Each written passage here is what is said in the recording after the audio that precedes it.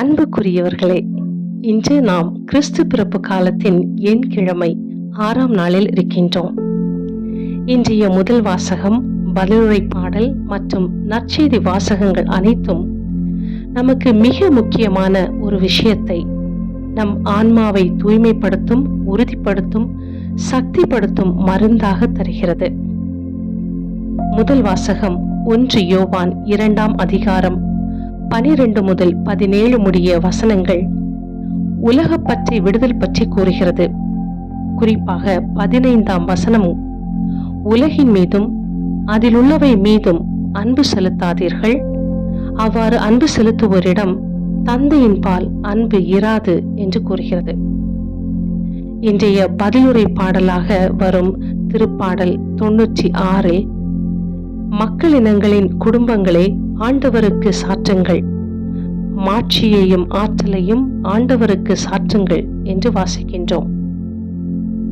இன்றைய நற்செய்தி லூக்கா 2ஆம் அதிகாரம் 36 முதல் 40 வரையுள்ள வசனங்கள் இயேசுவை கோவிலில் அர்ப்பணிக்கும் போது அங்கு வந்த 84 வயது முதிர்ந்த இறைவாக்கினர் அன்னாவை பற்றி கூறுகிறது. அவர் கோவிலை விட்டு நீங்காமல் நோன்பிருந்து மன்றாடி அல்லும் பகலும் திருப்பணி செய்கின்றார். அவரும் அந்நேரத்தில் அங்கு வந்து கடவுளை புகழ்ந்து எருசலேமின் மீட்புக்காக காத்திருந்த எல்லாரிடமும் அக்குழந்தையை பற்றி பேசினார். இறைவாக்கினர் அன்னா உலகின் மீதும் அதில் உள்ளவை மீதும் அன்பு செலுத்தாமல் ஆண்டவரின் இல்லத்திலே அவரை மாட்சிப்படுத்துவதிலே தன் காலத்தை செலவிட்டதோடு குழந்தை இயேசுவை பற்றி அங்கிருந்த எல்லோரிடமும் அறிவிக்கின்றார். வயது முதிர்ந்தவர்கள் தங்கள் வாழ்க்கை அனுபவங்களால் ஞானத்தால் ஆசீர்வதிக்கப்பட்டவர்கள்.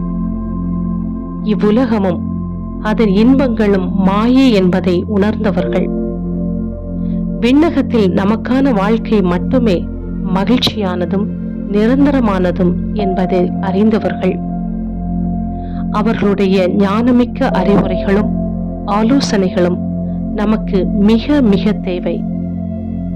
ஆனால் வயது முதிர்ந்தவர்களை நிராகரிக்கும் உலகில் நாம் வாழ்ந்து கொண்டிருக்கின்றோம். துறவரமோ இல்லறமோ எதுவாக இருந்தாலும் நாம் சற்று சிந்தித்து பார்ப்போம்.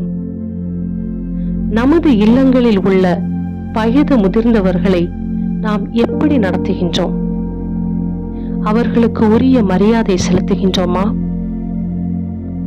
அவர்களது அனுபவமிக்க அறிவுரைகளுக்கு செவிசாய்க்கின்றோமா? மாடர்ன் வேர்ல்ட், டிஜிட்டல் வேர்ல்ட் என்று சொல்லிக்கொண்டு நம்மில் பலரும் நம் இல்லங்களில் இருக்கும் மாடல்களை மறந்துவிட்டு மாய உலகை நோக்கி நம் பார்வையையும் வாழ்க்கையையும் நகர்த்தி கொண்டிருக்கிறோம்.